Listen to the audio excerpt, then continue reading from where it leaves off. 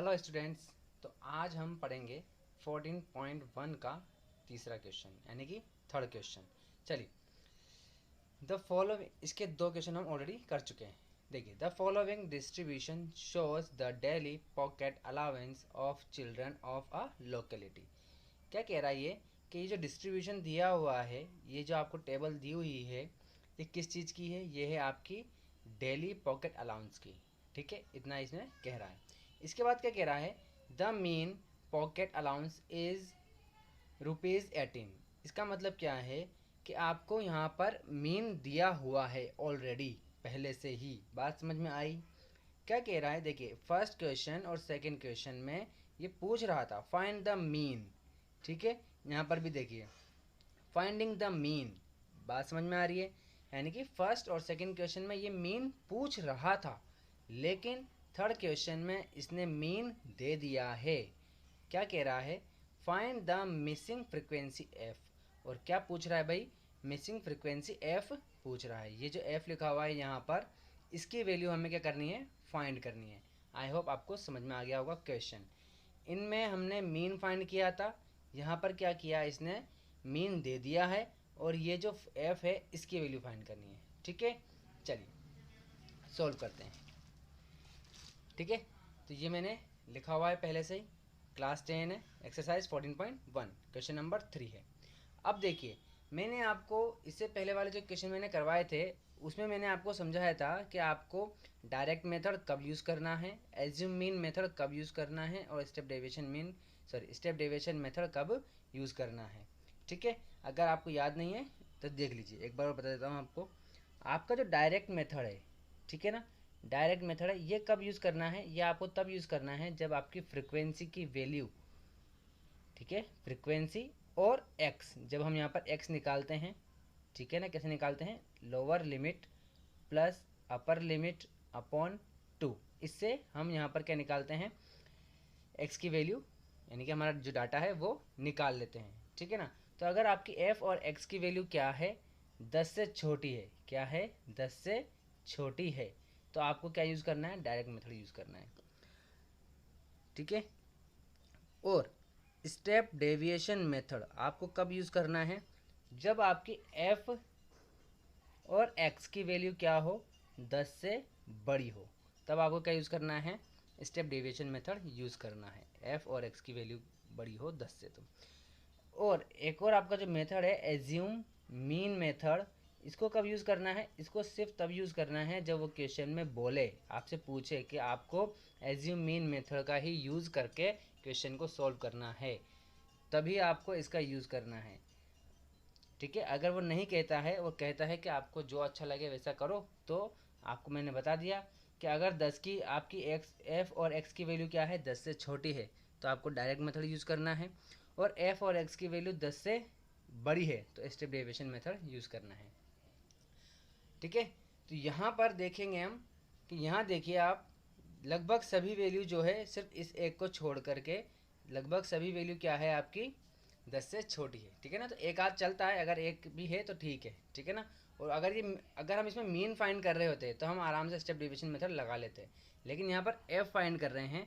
F find करने के लिए आपका डायरेक्ट मेथड ही ज़्यादा सही रहेगा, उसमें कैलकुलेशन कम रहेगी। ठीक है ना, इसलिए अगर आप यहाँ पर स्टेप डेविएशन मेथड लगा देते हैं तो कैलकुलेशन बढ़ जाएगी। ठीक है, इस वजह से तो हम क्या लगाएंगे? डायरेक्ट मेथड यहाँ पर लगाएंगे। तो देखिए, डायरेक्ट मेथड क्या होता है हमारा? X bar is equal to sigma F I X I upon sigma F I. बात समझ में आ गई? मैंने आपको ये पहले भी कहा है कि आई लिखना और न लिखना कोई ज़रूरी नहीं है, अगर आपको चाहिए तो लगा सकते हैं, नहीं तो कोई प्रॉब्लम नहीं है। तो देखिए, हमको एफ और एक्स की वैल्यू जो है, एफ आई और एक्स आई के जो वैल्यू है उनको क्या करना है? इनटू करना है। तो पहले हमें एक्स फाइंड करना पड़ेगा। एक्स फाइंड करने के लिए हम क्या करते हैं? इसको और इसको पहले प्लस करते हैं और फिर 2 से डिवाइड करते हैं। तो 11 और 13 यानी कि 11 और 13 को प्लस करेंगे तो कितना हो जाएगा? ये 24 हो जाएगा। देखिए, 3 और 1 4 और ये 1 और 1 2, तो कितना हो जाएगा? 24 हो जाएगा। ठीक है, 11 प्लस 13 24 हो जाएगा। इसको हम क्या कर देंगे? 24 को 2 से डिवाइड करेंगे तो कितना आ जाएगा? 12 आ जाएगा। ठीक है, तो हमने यहाँ पर लिख लिया कितना? 12। इस तरीके से, ठीक है। देखिए आप देख रहे होंगे मैं कितना साफ साफ एकदम लिखता हूँ और नंबरों के नीचे ही लिखता हूँ, ठीक है ना। ये लिखना ज़रूरी है ताकि हमारी गलतियाँ ना हो। अब देखिए ये निकाल लिया। इसके बाद आपको क्या करना है, इनका जो इंटरवल है, इनका जो गैप है, इनके बीच में अंतराल जो है उसको प्लस करना है इनमें। तो इनका अंतराल कितना है भाई, देखिए 13 माइनस अंतराल कैसे निकालते हैं, इंटरवल कैसे निकालते हैं, देखिए आई से दिखाते हैं हम इंटरवल को। तो आई इज इक्वल टू क्या होता है, upper limit minus lower limit होता है। तो अपर लिमिट कितनी है हमारी 13 है, आप इनमें से कोई सी भी ले सकते हैं, ये सारी अपर लिमिट है, ये सारी लोअर लिमिट है। माइनस 11 तो ये कितना हो जाएगा 2। तो हमारा इंटरवल कितना है 2, तो यानी कि हमको सब में 2 2 प्लस करते हुए चलना है।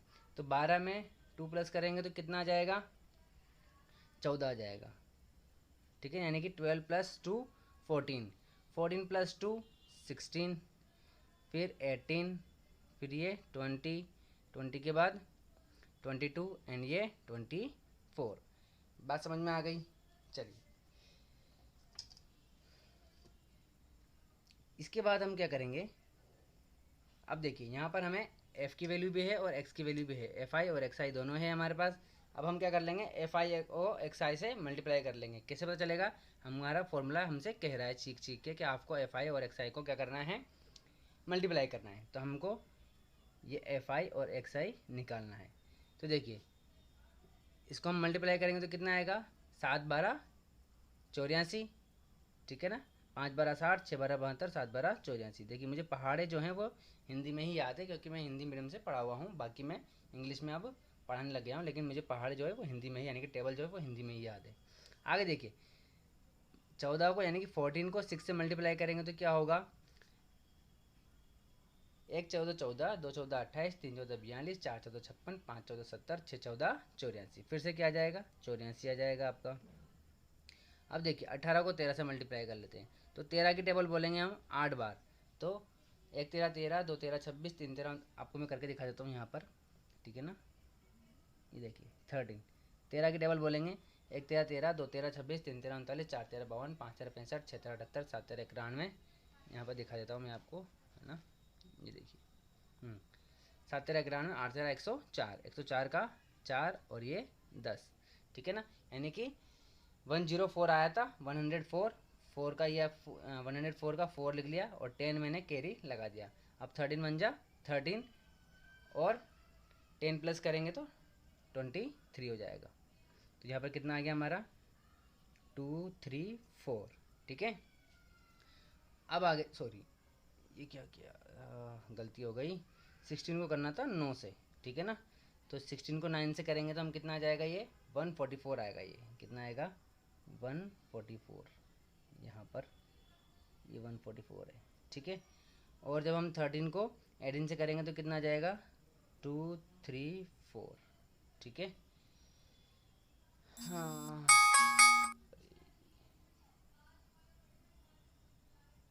ठीक है, ठीक है। तो 16 को हम 9 से मल्टीप्लाई करेंगे, इंटू करेंगे तो कितना आ जाएगा 144, और 13 को 18 से करेंगे तो 234 आएगा। यहाँ पर कितना आ जाएगा 234, हमने यहाँ पर इंटू कर रखा है।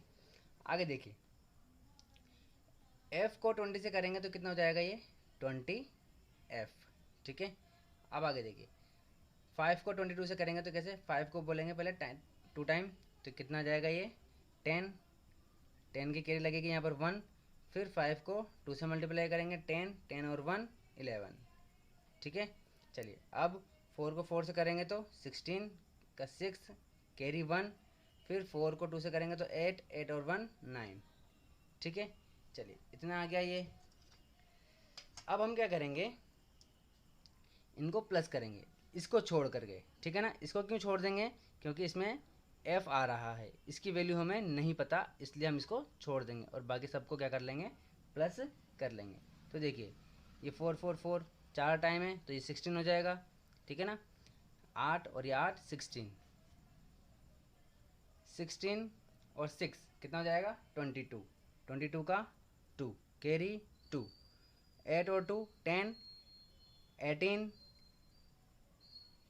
22 22 23 24 25, 25 के बाद इसको छोड़ देंगे, यहाँ पर जाएंगे 26, और 26 और 9 कितना हो जाएगा 35, यानी कि 5 और ये यहाँ पर 3 लगा देंगे तो 3 1 4 4 5 6 और 1 7, ठीक है।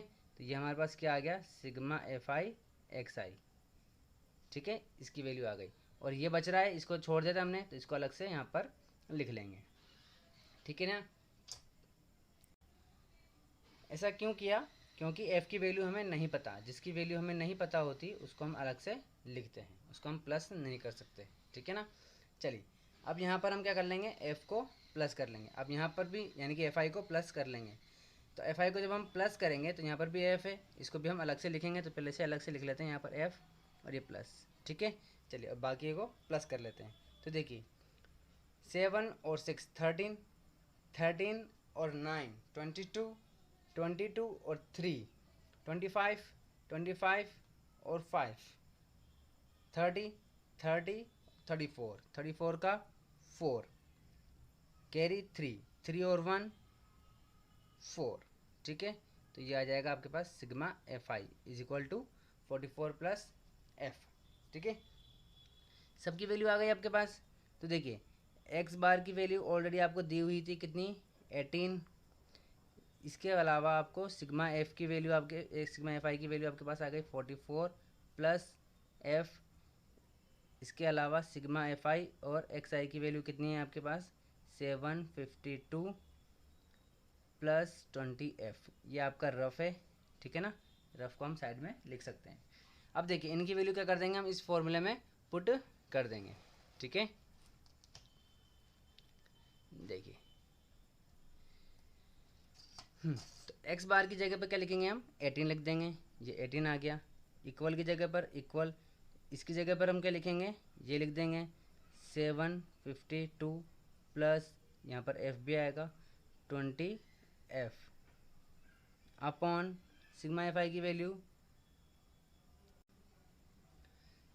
इसके बाद हम क्या लिखेंगे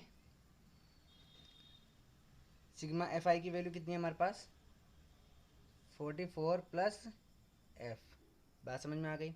चलिए अब देखिए यहाँ पर सीखने वाली बात एक है कि आपके पास अगर इक्वल है और इक्वल के इस तरफ यानी कि लेफ्ट हैंड साइड पर कुछ नंबर लिखा हुआ है और राइट हैंड साइड पे भी एक नंबर लिखा हुआ है, लेकिन वो नंबर कैसा है अपॉन में है। अपॉन वाले नंबरों को हम क्या बोलते हैं फ्रैक्शन बोलते हैं, भिन्न हिंदी में इसको बोलते हैं। अपॉन में कोई नंबर है, देखिए अपॉन में चाहे कुछ भी हो आपका, जैसे कि 5/6 हो, ठीक है ना, 7/8 हो, ठीक है, 11/9 हो, कुछ भी हो सकता है, 9/5 हो, कुछ भी नंबर हो सकता है आपका। तो लेकिन अगर अपॉन में है तो यानी कि कोई फ्रैक्शन है आपका, क्या है कोई फ्रैक्शन है या कोई भिन्न है। तो इसको सॉल्व कैसे करते हैं, तो देखिए अगर इसके नीचे कुछ होता तो ठीक है, नहीं है तो हम क्या लगा लेंगे यहाँ 1 लगा लेंगे। उसके बाद हम क्या करेंगे इसको क्रॉस मल्टीप्लाई करेंगे, यानी कि 1 को हम भेज देंगे इस तरफ और इसको हम भेज देंगे इस तरफ, ठीक है।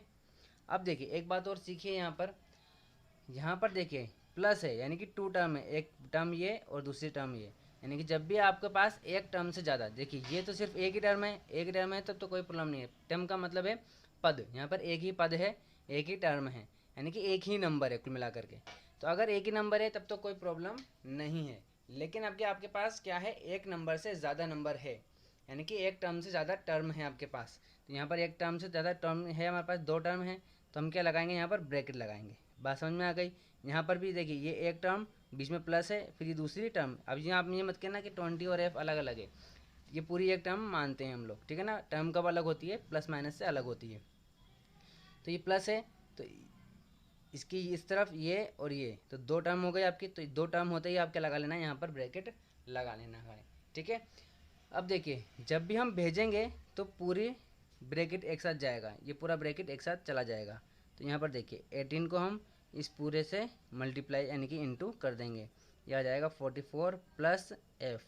इसको पूरे को इधर भेज दिया 18 के पास, फिर ये इक्वल की जगह पर इक्वल, ये ऐसा कैसा 1 को यहाँ भेजेंगे तो ये 1 से जब इसको भेजेंगे तो इससे इंटू हो जाएगा, ये इंटू हो जाएगा तो ये कि यही आ जाएगा वापस, ठीक है ना। 1 से किसी को भी इंटू करते हैं तो वही की वही आ जाता है। तो ये हो जाएगा 752 प्लस 20 एफ। बात समझ में आ गई आप लोगों के। चलिए अब ये जो 18 है ना, ये क्या होगा, इससे भी मल्टीप्लाई होगा और इससे भी होगा। क्यों? क्योंकि ये ब्रैकेट के बाहर है, ब्रैकेट के अंदर ये सब है।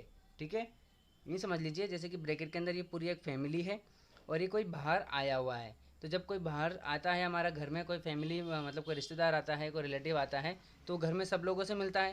तो इसी तरीके से ये रिलेटिव है और घर में सबसे मिल के जाएगा, पहले इससे मिलेगा और फिर इससे मिलेगा।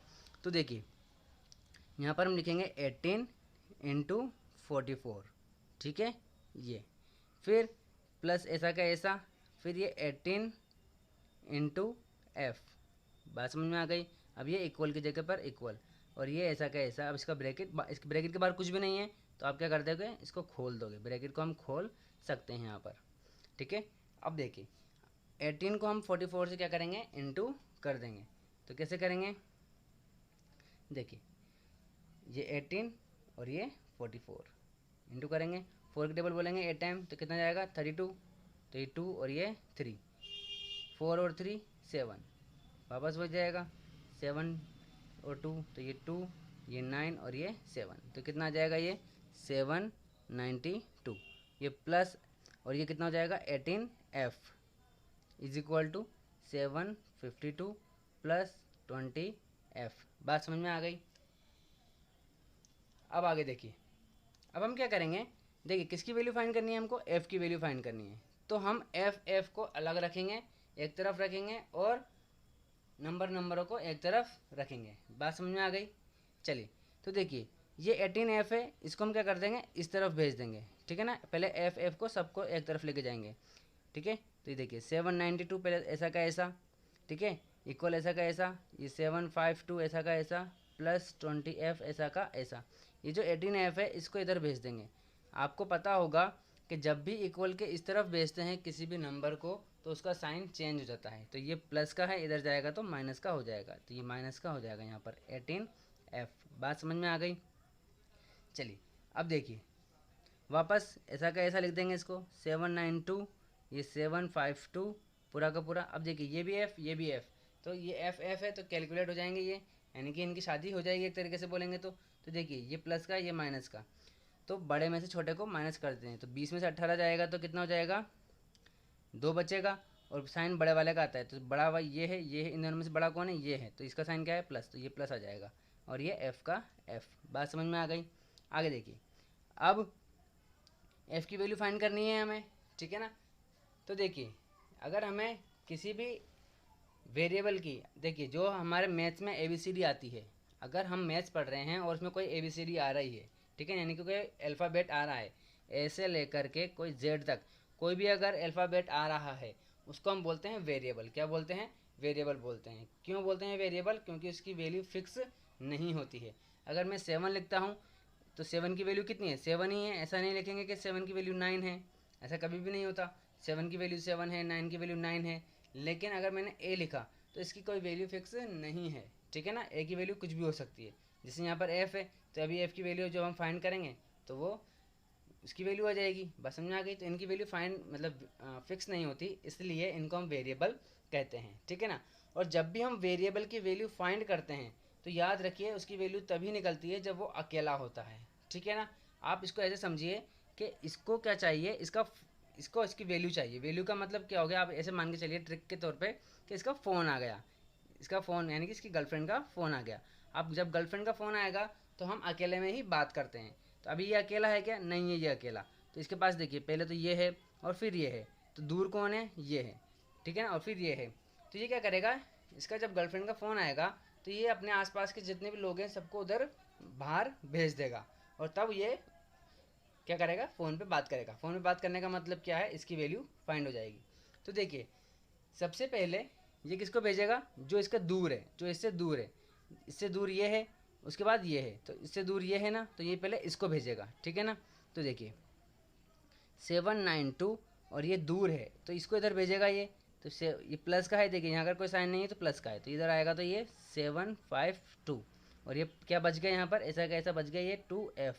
ठीक है ना, प्लस का साइन नहीं लगाया, इसका मतलब प्लस का है। ठीक है ना, तो देखिए अब 792 में से 752 को क्या करेंगे, हम माइनस कर देंगे। तो देखिए ये बड़ा है, इसमें बड़े में से छोटे को माइनस करते हैं, तो 2 में से 2 गया तो 0, 9 में से 5 गया तो 4 और 7 में से 7 गया तो 0, कुछ नहीं बचेगा। ठीक है, और साइन का आएगा बड़े वाले का, तो बड़ा ये है तो प्लस का है तो ये प्लस का साइन आ गया। अब ये 2f। ठीक है, अभी भी इसका फ़ोन आ रहा है, अभी भी इसने क्या नहीं करा, तो देखिए अभी भी इसका फ़ोन आ रहा है, तो ये अभी भी फ़ोन नहीं उठा सकता। क्यों? क्योंकि ये अकेला नहीं है, इसके पास 2 है, तो इसको ये क्या करेगा, 2 को भी इधर भेजेगा, है ना। तो देखिए, तो ये 2 है और 2 क्या है, इससे इनटू हो रहा है, क्या हो रहा है, इनटू हो रहा है। तो जब इसको इधर भेजेंगे तो ये डिवाइड में हो जाएगा, साइन क्या हो जाते हैं, उल्टे हो जाते हैं। अगर प्लस है तो माइनस हो जाएगा, और जो माइनस है वो इधर जा करके क्या हो जाता है, प्लस हो जाता है। प्लस वाला माइनस, माइनस वाला प्लस हो जाएगा। ठीक है, इनटू वाला डिवाइड हो जाएगा, डिवाइड वाला इनटू हो जाएगा।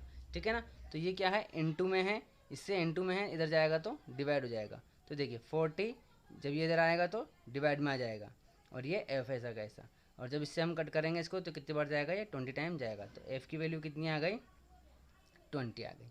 बात समझ में आ गई इस तरीके से, यानी कि 20 एफ़ की वैल्यू आ गई, इसका मतलब क्या, इसने फ़ोन उठा लिया, अब इसने बात हो गई, इसकी वैल्यू आ गई। और वैल्यू कब आती है, जब ये अकेला होता है। देखिए अब ये अकेला है ना, ठीक है ना, इस तरीके से इसकी वैल्यू आ गई है। तो ये हमारा सवाल कंप्लीट हो गया है। आई थिंक आपको समझ में आया हो, कोई डाउट हो तो आप कमेंट करके पूछ सकते हैं। बाय।